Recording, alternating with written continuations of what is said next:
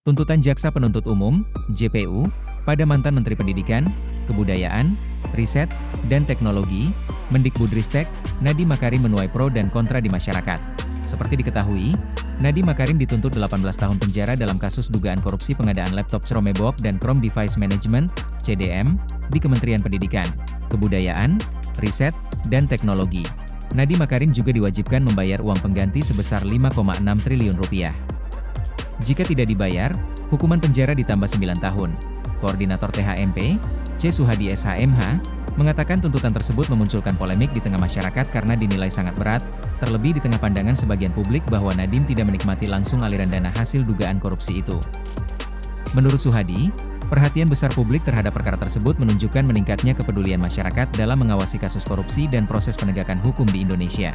Ia menjelaskan, berdasarkan surat tuntutan JPU, negara disebut mengalami kerugian hingga 5,6 triliun rupiah dalam proyek pengadaan Chromebook dan CDM periode 2019 hingga 2022. Meski demikian, Suhadi menyoroti adanya anggapan di masyarakat bahwa Nadiem tidak menerima atau menikmati uang hasil dugaan korupsi tersebut secara langsung. Namun dalam perspektif hukum pidana korupsi, kata dia, seseorang tetap dapat dimintai pertanggungjawaban pidana meski tidak menikmati uang hasil korupsi secara pribadi. Suhadi merujuk pasal 2 ayat 1, Undang-Undang Tindak Pidana Korupsi yang memuat frasa memperkaya diri sendiri atau orang lain atau korporasi.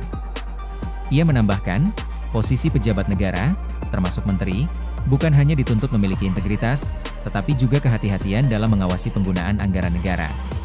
Menurut Suhadi, hal tersebut telah diatur dalam Undang-Undang Nomor 30 Tahun 2014 tentang Administrasi Pemerintahan yang memberi kewenangan kepada pejabat untuk mengambil keputusan sekaligus mencegah potensi kerugian negara.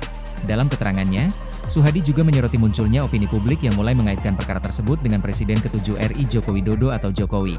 Menurut dia, tudingan tersebut muncul karena proyek pengadaan Chromebook berlangsung saat pemerintahan Jokowi dan menggunakan anggaran negara yang bersumber dari APBN. Namun, Suhadi menegaskan posisi Presiden dalam proses anggaran hanya berada pada tahap persetujuan dan pembahasan bersama kementerian terkait, Kementerian Keuangan, serta DPR RI.